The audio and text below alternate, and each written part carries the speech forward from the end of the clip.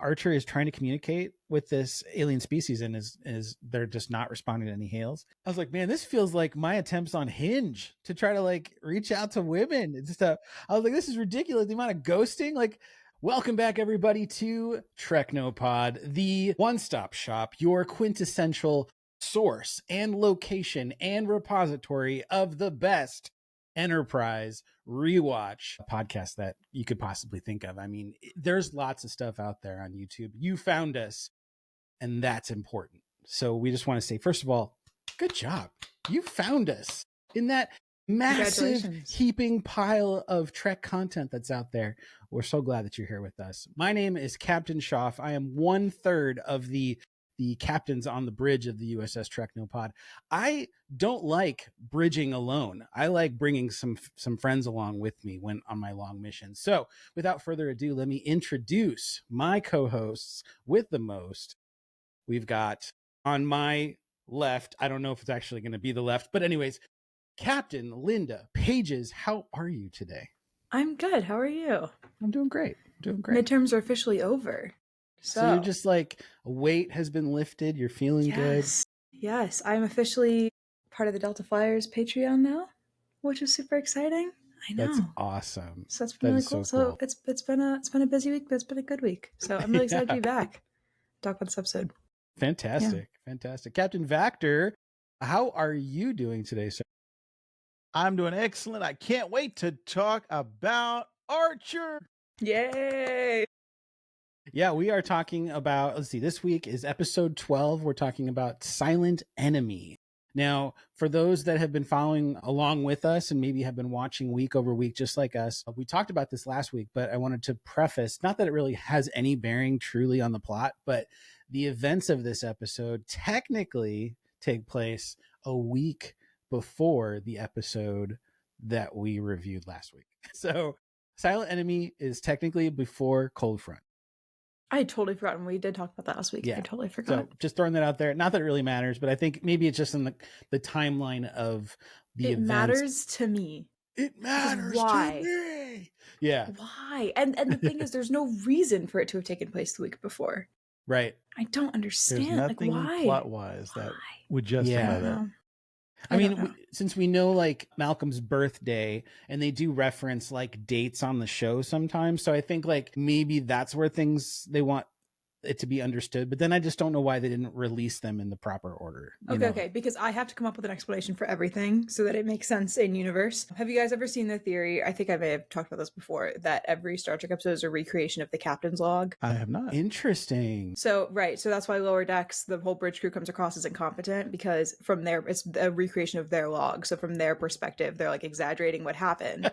And that's why they come across. So it's like, it's an exaggeration. It's like a recreation of like what they said happened. Yeah. Okay. So, which explains a bunch of plot holes and things, and you can like. I like this. I really like it a lot because it's like, well, they said that the birthday was this day, but it's actually this day or whatever. It's because they just got it wrong. Because it's just in there, like it's like what they're retelling of it.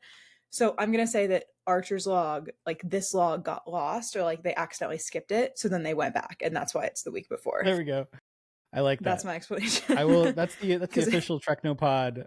Well, it has to have an explanation, or it will drive me crazy.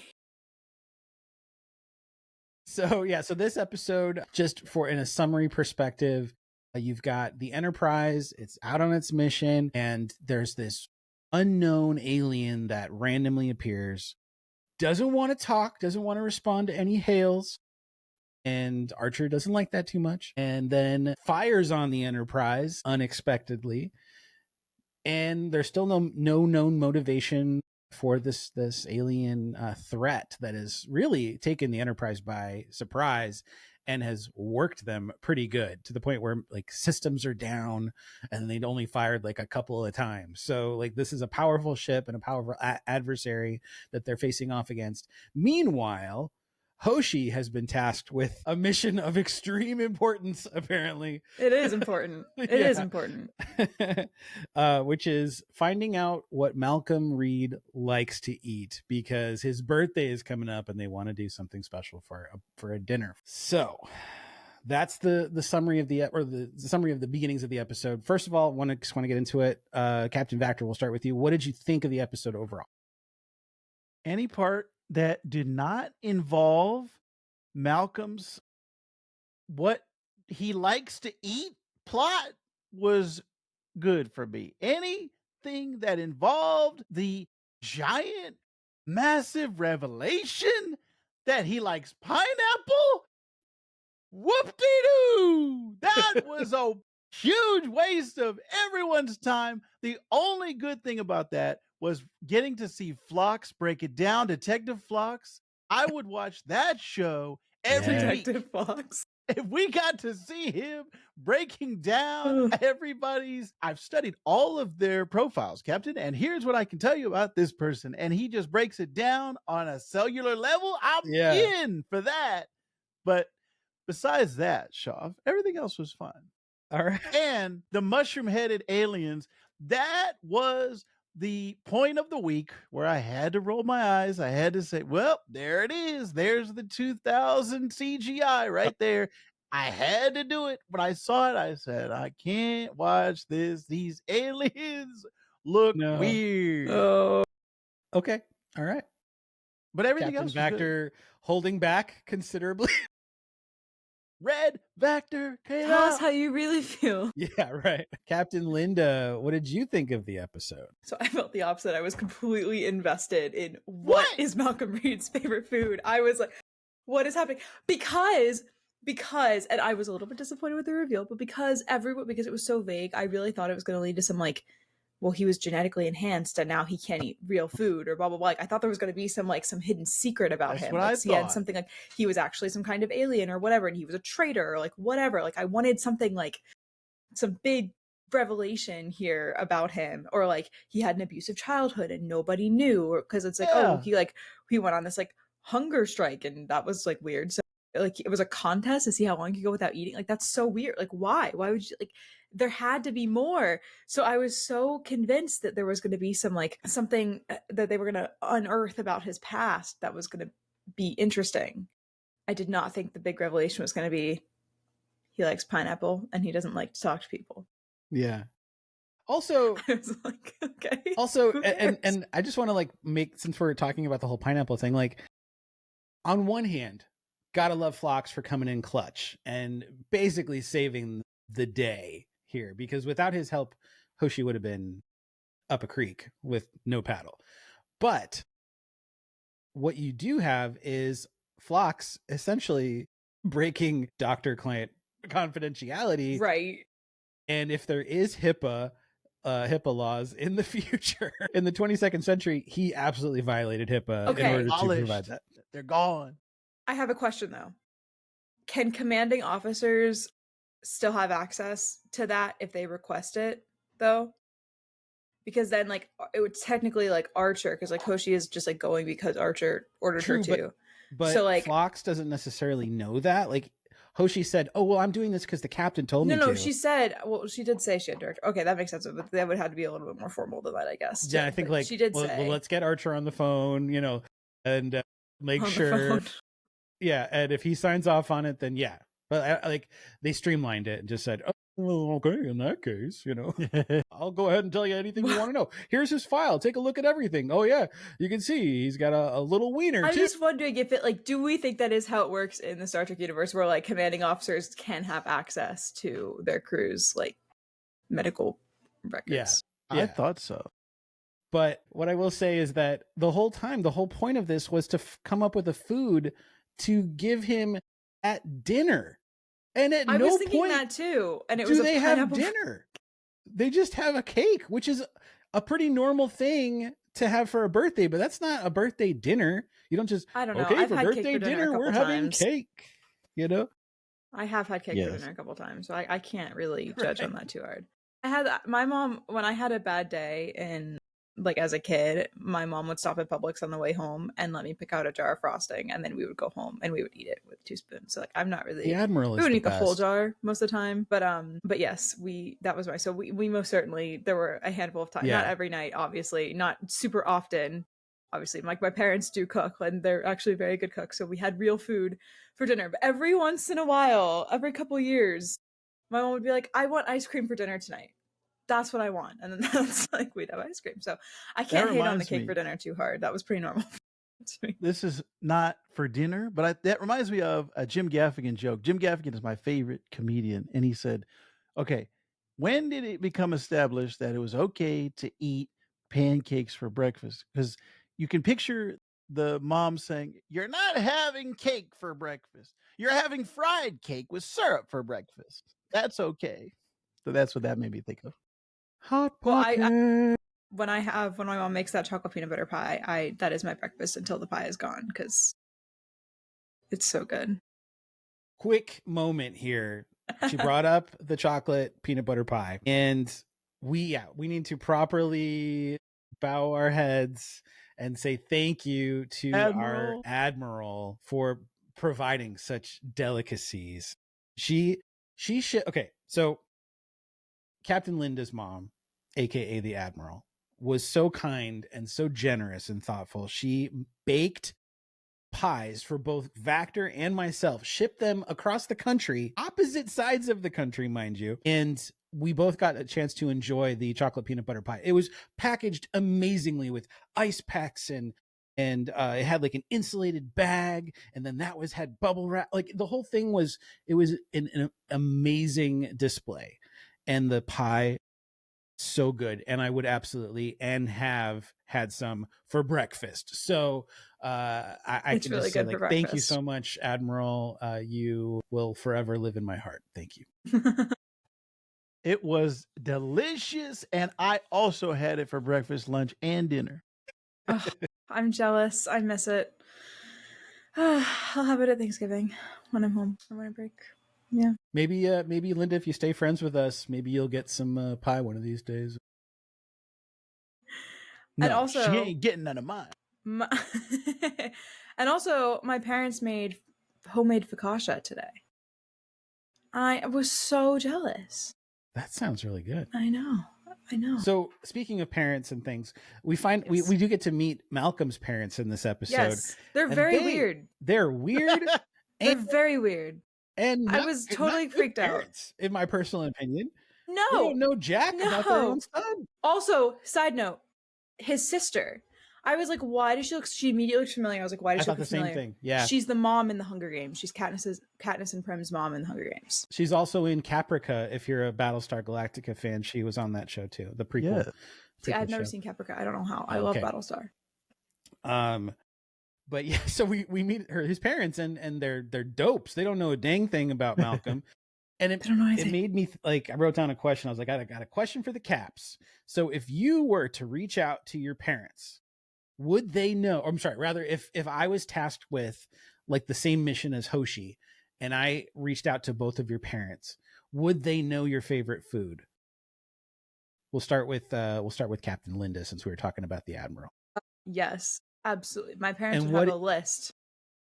And what would be like, say, your favorite foods? Maybe you don't pick just one, but like pasta. Their homemade bucatini with our family recipe for sauce.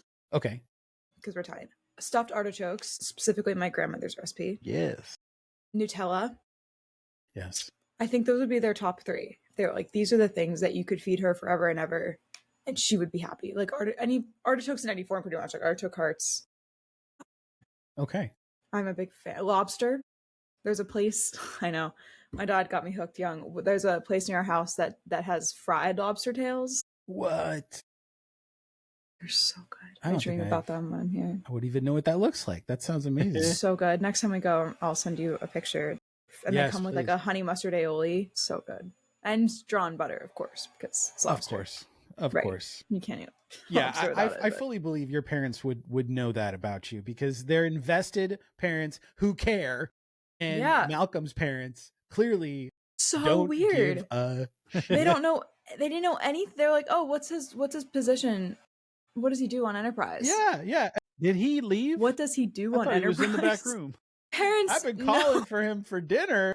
I was like, what the hell? My parents know of all the jobs that I've thought about, all the classes I've considered taking. They know my class schedule is in their calendar. So they know like when they shouldn't call me, or like when I have an exam, like I tell them so that they can put it in, so they'll text me the morning of and be like, good luck on your exam today. Like or like call me. Like I can't imagine having parents so uninvolved. Like that's awful. I feel so bad for Reed. Yeah, it's just really weird because like it wasn't like, well, we haven't heard from him and, we really wish he would call more. It was, yeah, we just don't talk. It would be one thing if they were like, yeah, he hasn't called us and like we really like we've reached out, like it's really, we didn't really want to bother him, but like we really miss him and we'd really like for him to reach out more, because then maybe it's like he's got some weird thing going on where he's not talking to his parents, but like they just didn't know or care or try themselves to reach out. Yeah, right. like it was like, so weird. well, he hasn't called us. Well, then you pick up the dang thing and It's you your give him a son. call. What the Goodness hell? gracious. Yeah, You so that can was do a weird. weekly space time with him anytime. Space-time. You can talk to him. That's good. Yeah, I and the was trying to sister think about what I was going to call it. same The way. space time. I like that. Space time is perfect. And his sister was the same way. So Yeah, I don't know. Everything about that was, And I that thought family is just weird. that I don't know what's going on. Just like with the revelation of the food, I thought that was going to lead to something. I thought there was going to be like a bigger, Yeah. okay, this is why his parents are weird. This is why the sister, like, yes, like I was convinced. I was like, they're androids. And then she was like, it took so long to track them down. And I was like, oh, so they don't really exist. And someone realized they were looking for them. So they had to put like some kind of fake parents there so that there would be someone to talk to. And that's why they didn't know anything. And like, well, we haven't talked to him. Oh, we don't know anything. Cause like, we don't, we weren't programmed for this. Like, I wanted there was the opportunity here to have some really cool reveal about this character that would have brought a lot of potential in the future for like other storylines, and they just kind of blew it with the pineapple. Yeah, I will say Hoshi was doing a little bit of gatekeeping though, because right at the end of the sister conversation, she was like, "Oh, can I talk to him? Can I say hi?" She's like, "We're trying to keep this a secret." Like, you can't talk to your brother right now. I'm so sorry. That I would have done the same thing though, because it's like that whole thing was so weird. You don't know what's going on with their family. There's got to be a reason he doesn't talk to his family. Yeah. Like, this is so weird. Like, I don't want him to know that I'm doing this, because I don't want him to be like, my sister tried to kill me 10 years ago and my parents took her side. I would be like, no, I don't know what's happening there. So I would have done the same thing. I would have been like, no, he's busy and also not here. There was one awkward thing that was worth it for me, and it was when Hoshi and Malcolm were eating together, and he thought that she wanted and she didn't. Like, that part was funny to me. Yeah. I it was love that type awkward. of It was great. awkwardness. That was fun. I have to say though, that made me think, I was like, Malcolm Reed has never had a female friend before. Ooh. because I felt like I didn't feel like that was super flirty. Like, I felt like that was the way she said it was super casual. It wasn't like, hey, you should like come over and I'll make your favorite food. It was like, yeah, why don't you just come over? And we'll like, I've really been wanting to cook recently and I don't really have any idea. So why don't you just come over? Like, we work together, like we're friends. Like, it was so like, she's like shoveling food in her mouth. Like, it was so like casual. Like, it was just not the way that you would flirt with someone. Sure. I thought, and there'd been no chemistry up until that point. So I feel like it just, to me, that was like, he's never hung out with a girl that wasn't like, that he wasn't interested in, or that wasn't interested in him. So he doesn't know how to, he just assumed because she's a girl that she was asking him out. That's a good point. That's a good observation. But that's what it came across like to me, because I was like, yeah. Oh man. So before I go any further, I want to make sure Captain Vactor has a chance. So if I were to reach out to your parents, Captain Vactor, would they, or I should say our parents, because it's our mom, it's our dad, I was adopted. I don't know if you guys know, but yeah. No, I'm kidding. But would they know your favorite foods? I think when I was growing up, for sure, because I was always asking for them. But now that I am a senior citizen, and it's been a while since I've been around my parents as far as requesting food, I think at this point they have forgotten that my all-time favorite food in the history of food is a Mexican pizza from Taco Bell. They have probably forgotten that fact, but I had oh my it so God, many you're times. like my mom. Yeah, I've had it so many times. You and the Admiral. Yeah. That's so funny. Would they be able to replicate that, you think, on the Enterprise? Yeah. Or have It this, won't I guess taste they the don't have same, replicator, Shoff. right? They have protein No, but I think they could. sequencers. Yeah. Right. They would. Yeah. What about your parents, Captain Shoff? I don't have any parents. No, I'm just kidding. Oh my God, don't do that. That was so mean. This is why I didn't want to bring it up. So mean. Oh my god, that's probably gold though. That split second of whatever my facial reactions. No, would they know? Yeah, I think they would. One of the things, like, my brother and I, our birthdays are 3 days apart. We're 3 years apart in terms of like age difference, but 3 days apart in April. So usually we would do birthdays together, like birthday dinners, and we would always pick the same place to go to, which was Red Lobster. That's my mom's birthday tradition with her dad, was to go to Red Lobster. Yes, and get the she's gonna be really happy that you said that. Yeah. So, and my brother and I would just attack snow crab legs, and we like are so good at it. It's ridiculous. We may as well have been like surgeons in another life, because we can like perfectly crack. We don't even use any of the tools. It's all hands. It's just you listen for it. You hear like the perfect crack, and the whole piece of crab meat comes out like damaged, and you're just like feeling like $1 million as you dip it in the melted butter. Oh my gosh. I love the implication that it takes the same level of dexterity and focus to crack a crab leg that it does to perform surgery. Yeah, I mean, that's it's fantastic. The same thing. Yeah, no, it definitely is. I agree. Like, it's the same amount of schooling. It's kind of dramatic, honestly, to say otherwise. Yeah. That's so sweet though, because that was my mom's tradition with her dad. So it's really sweet. But I feel like, but even like Vactor, your parents, I feel like would still know. Like, I feel like it's acceptable to say childhood favorite food. Like, well, as a kid, they really like this. I feel like you should know, like, if your kid had a food, or at least like a few that they liked, right? Like, you don't have to pick just one, but like, well, I really know that one, like, he always gets super excited when we had like this meal for dinner, or like he really liked this restaurant a lot, or just like some kind of like direction. You should, as a parent, be able to steer someone in a direction for this.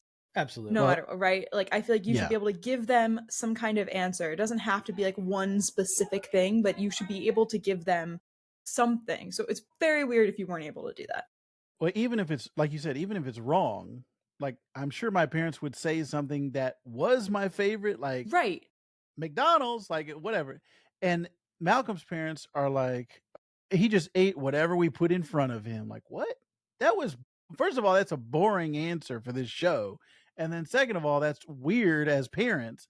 So there's just some strange things going on in this whole scenario. And again, if that would have led to something at the end of the episode, if there was this huge revelation, I would have been like, oh, okay, it was worth it to get there. But it just like pineapple, like, what? Oh. Or it would have been way more interesting if they're like, wait, this enzyme that he was building up to blah, blah, blah, blah. Like, they thought it was pineapple, and then it turned out that it was actually evidence that he was this alien or whatever. Okay. Oh, like, just something. I really thought, like, even at the very end, up to the very last scene, I was absolutely sure that he was going to come back around with some, like, cool power, or, like, something. Just give us something. God, it was such a boring direction to go with this plot, because they just spent so much time on it. And I was so invested. Wow, I hit my desk so hard my camera moved. Jeez. And I was Tell us how you feel. She-Hulk. And I was so invested, like, eyes glued to the screen, like, what's going to happen? What is the end result of this?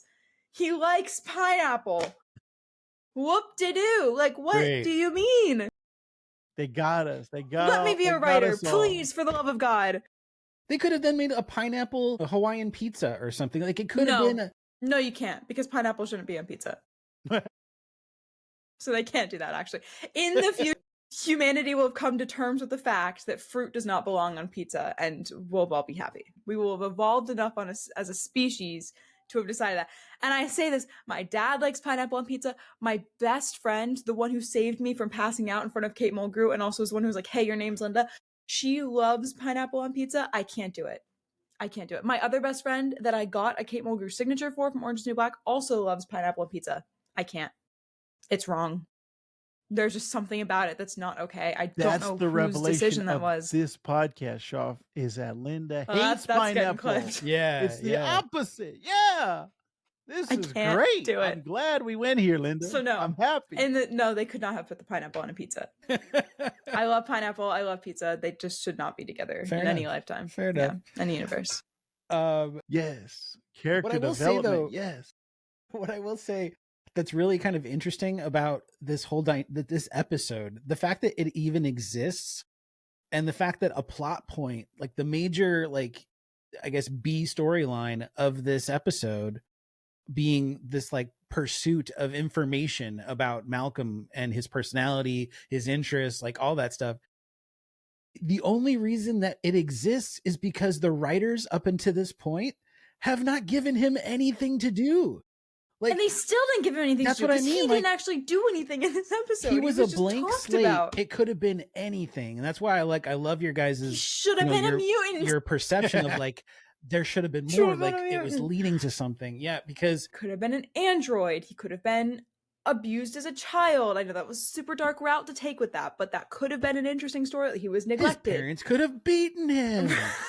I don't mean it like that. It's just like his mom could have just kicked him. It would have right been really in the interesting chest. to have explored that. Like it would have been Star Trek has a habit of taking on these really dark and difficult topics, and they could have totally done that here. It would have been a great opportunity for them to like really delve into this and then like, but your parents seemed so nice. Yeah, well they weren't. It sucked. Like they were awful, and that's the reason I joined Starfleet, to get as far away from them as possible. Like that would have been already better. You know what I mean? Yeah. Like that would have been a really interesting like route to take, and then you could have brought it back up later on, and you could have really used it to develop his character and his relationships with the other characters. Like at one point they could have encountered like some alien kid who was being, and they figured out he was being abused, and then they got him out of that situation, and that could have been a great episode for him. Like there just was so much potential here.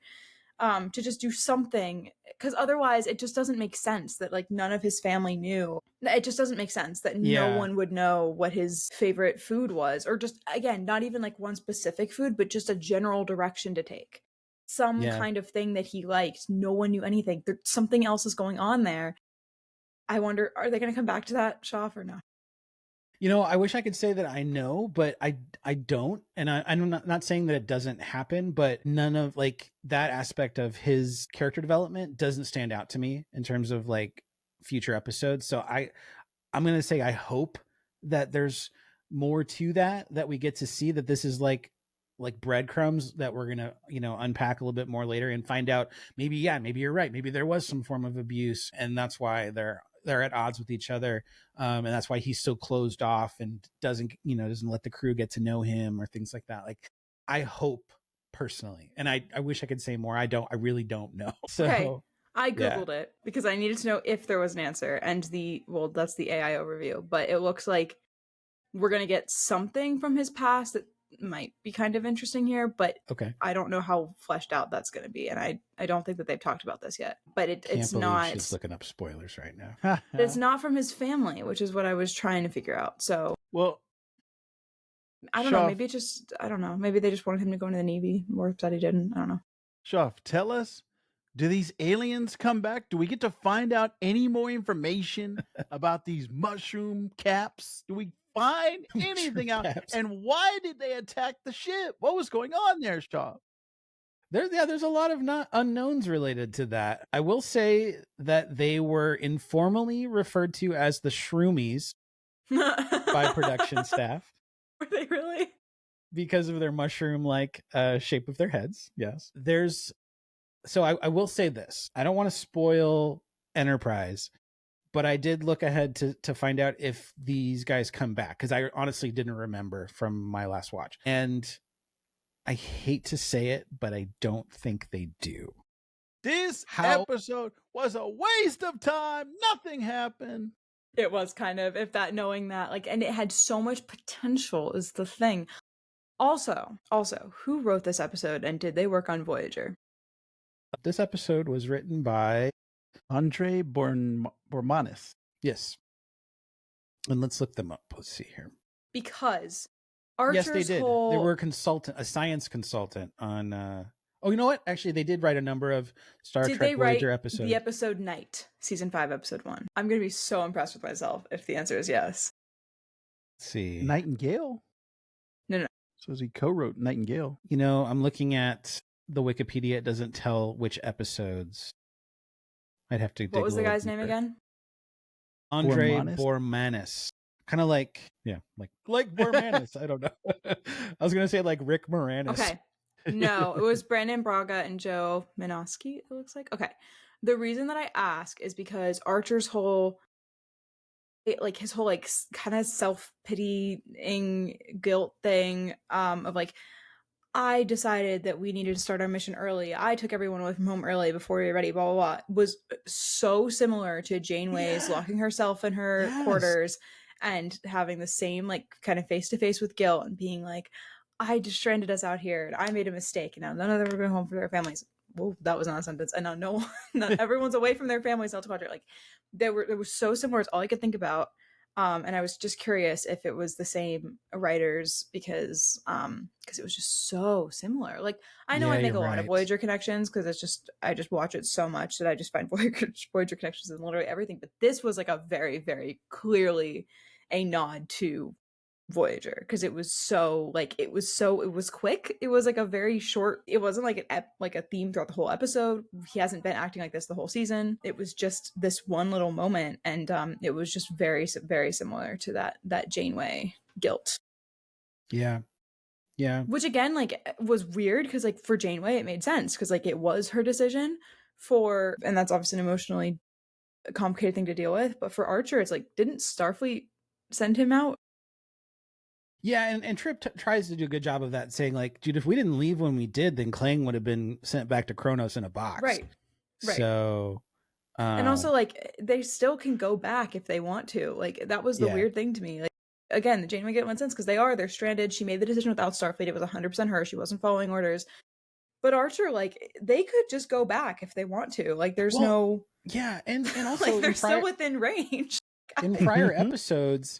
After that first season premiere, there are episodes where they're kind of like twiddling their thumbs on like, well, where should we go next? You know, it's like, how about now go back to Space Dock and Jupiter Station and get the rest of your stuff installed. It was funny to me, and I felt it was maybe ironic and maybe intentional that another Enterprise left Space Dock without everything installed, akin to Star Trek Generations, where we see the Enterprise B leaves without a medical team, a deflector, whatever. No, I'm sorry. They had deflected. They didn't have a photon torpedoes, and they didn't have, shoot, I can't remember the other thing. Anyways, it wasn't installed until Tuesday, as they would say. So I was just like, another Enterprise that is incomplete. I just thought that was kind of ironic. But I wanted to share a couple more bits about the aliens that we encounter in this episode. Shroomies. So the Shroomies, we don't see them again in Enterprise. Although, do we see them somewhere else? Yes.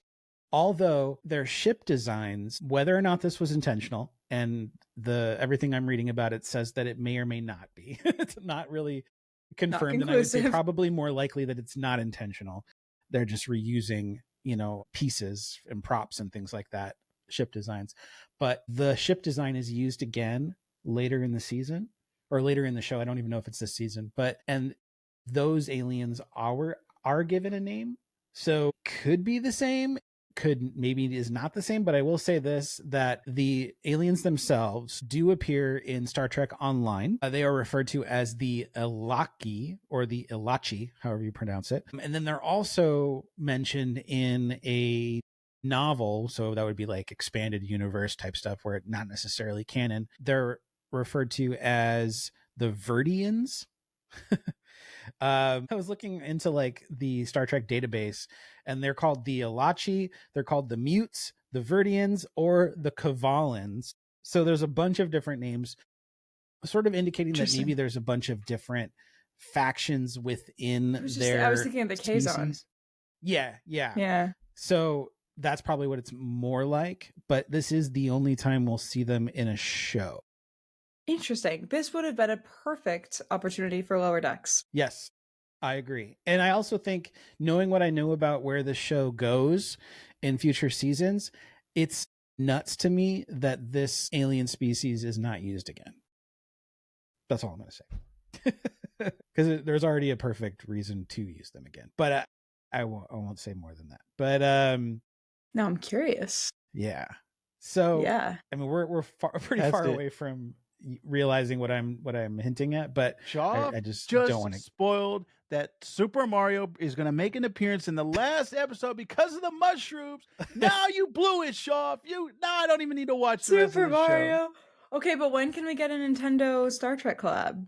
Ooh, That would be Now we're sick. talking. Can you imagine Mario Kart but Star Trek? I'd love that. Man, Delta Flyer. I would choose a Delta Linda's Flyer. ideas today are just like bountiful. Yeah. The So good. I did energy so that's well on my coming. midterms, guys. Like you don't understand. Like I've just unlocked all of this brain power. Thank you. Oh my gosh. Thank you.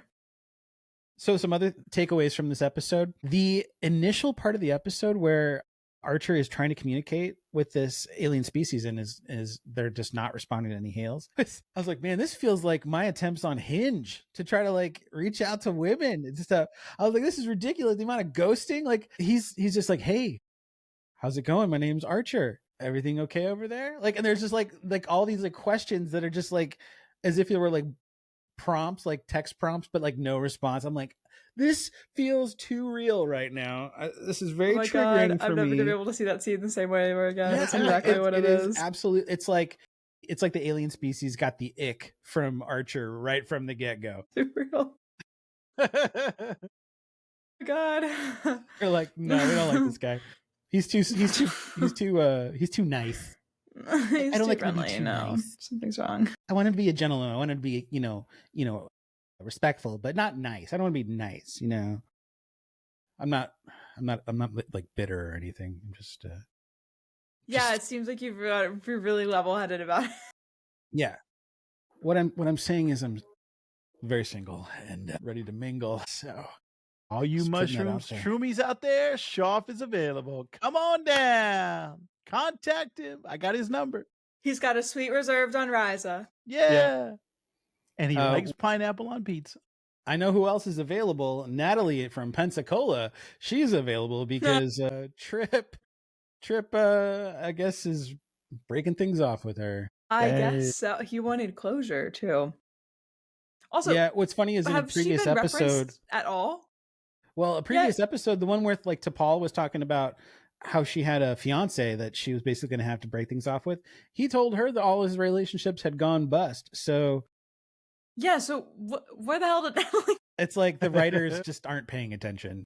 Or maybe, okay, but again, I have to consolidate it. So once again, this is Archer's log, and he just didn't know about Natalie. He forgot. He just didn't tell the complete sentence of what Trip said.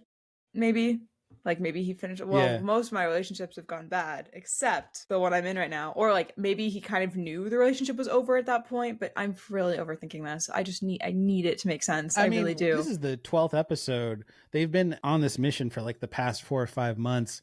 Yeah, and this is the first time they've even name dropped Natalie from Pensacola. But then said her name like 3 times. I really hope that we finally see Natalie from Pensacola at some point. At the very least, a hail. Do you know if we see Natalie from Pensacola? I don't. I'm not currently seeing her, but no, I'm just kidding. I don't. Really? You're not seeing a fictional character? You're not? No, but I would take Porthos out on a walk for sure. Porthos takes walks on the ship. How cute was that? That is so cute. I don't know why it never dawned on me before, and I just don't remember seeing that the last time I saw the show. But seeing Porthos just like being the first one to walk through the doors, like as they would like swish open, and he just like prances through. I just thought that was the cutest freaking thing. And yeah, you would take your dog on a walk, but you're on a spaceship. So he's just taking his dog on walks. I'm like, you just seeing Porthos in the hallways. I just think that is the freaking cutest thing. It's super cute. I love that. Wow, I almost just said, well, they could just go for walks on the holodeck. I don't have a holodeck yet. I can't go for walks on the holodeck. I went on a holodeck one time and ended up pregnant. So we don't do that. I'll still never ever forget that interaction. I think that might be one of my favorite con interactions ever. My favorite moment of the season so far. Ever. That was so like I don't think I've ever been at a loss for words. Not because I was like fangirling, but just because I just genuinely didn't know what to say. Like I think that was the only time that's ever happened to me to con. Yeah. Yeah. We do find out the aliens are kind of dicks, honestly, because not because of how they're shaped. Okay. Sorry. I'm just wow. I'm sorry. But because of what they do with Archer's message. Archer, sends them this like, you mess with us, we'll fire, we're gonna protect ourselves and everything. And they recut it. They splice the message back to him and to send him something back. And it reminded me of, like, on YouTube, there's those videos of Captain Picard singing Let It Snow, but it's like Make It So, right? Right. I've seen this. And somebody has spliced like all these like bits of dialogue together to create this thing. And I'm thinking the aliens, like there's like some alien who is working Windows Movie Maker on his computer and taking just little clips of Archer's message, placing it in a different order so that it says the menacing message that they want it to say. Like, what? That is so weird to me, that a decision done by like the aliens, but I'm just thinking that's proves that they're just assholes. They're just a bunch of assholes. Yeah. See, they're not dicks. They're assholes. And the only other note that I really have is about just the submarine vibe was on full display in this episode, because they're going like in these other rooms we haven't seen before. Everything, they're always like crouched, like it's never comfortable. Like, why would you ever build a starship like that? Like, why would, like, there should be no place on the starship that you can't stand up. Like, I think about the Jeffries-tubes all the time. I don't know why they made them like that. Like, why can't you stand up in them? I don't understand. Like, why isn't it big enough for you to walk? Like, that doesn't make any sense to me. Like, I get why it's like that for like a submarine or like for the ISS or whatever, like real life, but why in Star Trek? Like, it's got to be so uncomfortable for the actors. Yeah. Like, and I know that they would talk on the Delta Flyers, like the Jeffries-tube was like the worst set. They said it hurt so bad. Like, it was like spiky almost. Like, it, like, they're like, Jeez. It hurt. Like, it wasn't like carpet. Like, it was awful. Like, why would you do that? Why wouldn't you be able to stand up? Gosh. I don't know. But yeah, there are some close quarters. And I really like the scene where like the torpedoes, like Malcolm is standing like in the middle and the two torpedo bays are like right next to him. Malcolm in the middle. Malcolm in the middle. And those torpedoes are loading. I'm just like, that's really cool. Like, that visual is really cool because it really creates a sense of like that you're really a part of the ship. Like when they were in that really tiny room working on the phase cannons, the look of those cannons is the same thing that they look like in the visual effects shots when they come out of the ship. So I was like, wow, that really adds to the immersion of that you're seeing, like the inner workings of the ship and how that, how that translates to the exterior. And you don't often get that sometimes. So I think that was kind of a cool element. But that's all I got for notes. Anybody have anything else they wanted to add? I think we covered it, Shoff. I think so. Alrighty then. Well, let's see. Looking ahead, next week's episode is going to be Phlox heavy because the episode is called Dear Doctor. And I might have to watch this right now, Shoff. I might have to stop this recording right now. All about Phlox. This is what I've been waiting. What I have heard is this episode was very, very highly regarded. A lot of people really enjoyed it. It also was very controversial and polarizing in the ending of the episode, because I guess they had to refilm it because some people were very unhappy with how the episode ended. Wait. So is the refilmed or the original version on Paramount? Sorry, what I mean is during production. So what is available for us to watch is with the revised ending. Yeah. Interesting. Okay, I'm gonna have to Google what the original ending was supposed to be after I watch it. But yeah, so looking forward to that. That'll be episode 13, and that marks the midway point of season 1. Wow. So when would we be estimated to be done with season 1 then? After next week, 13 weeks from then. So I feel like I'm describing a baby. Oh, she's 13 weeks. I don't know. When did we start this? August? Linda, we've always been doing this. That's what it feels like. We're an infinite time loop. Just we've feels been like recording the same episode over and over and over again. We're in the Nexus right now is really the situation. So that would be interesting. Yeah, when did we start this up? Like August, maybe? It was like the week I went back to school or the week before. I don't have that data in front of me to say, but 4 months, approximately 4 months. Yeah. For 13 episodes. If we're doing should be roughly 3, yeah. Our first episode was published to YouTube 2 months ago. Oh yeah, 3 months. Yeah, 3 months should do it. Yeah. So we should be finishing up in January, February season 1. Yeah, and then we're a fourth of the way through What? the series. So it would take us roughly 2 years then to do more Phlox. To do I guess so, unless we decide to double up or something. But yeah, I like just devoting to one episode because it allows us to really like unpack it and take our time with it. Plus, it's kind of it's a struggle to not want to watch a bunch of episodes all at once. Like I'm binging Voyager again as part of a rewatch, and I'm almost done with season 5, just about done. Season 5 is my favorite, I think. Yeah, it's a great season. Yeah, it's really good. It was a really strong season. But I like, it's easy to just, next episode. And Enterprise lately has been kind of feeling that way, but I'm like, no, hit the brakes. I know. So, I want to binge it, but I don't. If you want to do, I don't know what your schedules look like, but if you want to do like maybe 2 episodes a week or something over like breaks or the summer or something, and like film twice, like not like 2 episodes in 1 episode, but like do 2 different. We could do that too. Yeah. You want something to consider for sure. Something to think about. Yeah. All right. Well, then with that, we're going to go ahead and give our captains an opportunity to promote anything that they're currently up to. I'll start with Captain Linda. What you got going on? I'm about to hit 10,000 followers on TikTok, so I'm really excited about that. So go follow if you haven't. Monetization. I promise. I know. I'm so excited. Can you share some of those with us over on the Treknopod side? And so I'm really excited about that. I can't believe that almost 10,000 people care about my silly little Star Trek content. So there's that. I'm also at Linda Paiges on Instagram as well, on YouTube. So go check me out there. Also, in addition to being co-host here and a co-captain on Treknopod, I'm also co-host over on the Transporter Room. And we do lots of exciting interviews, lots of cool things coming out soon. I also co-host a segment on the Transporter Room called Trek Tech, where I use my rudimentary physics knowledge here to explain some different technologies in Star Trek. And that has been a lot of fun. Our most recent episode that came out was about holodecks, and I came to a very disturbing revelation about them. And overthought it way too much, so definitely go check that out. I like that. Yeah, okay, I think that's it. Sweet. Fantastic. Captain Vactor, how about you? Linda, have you ever had a combo snack? Yes, I have.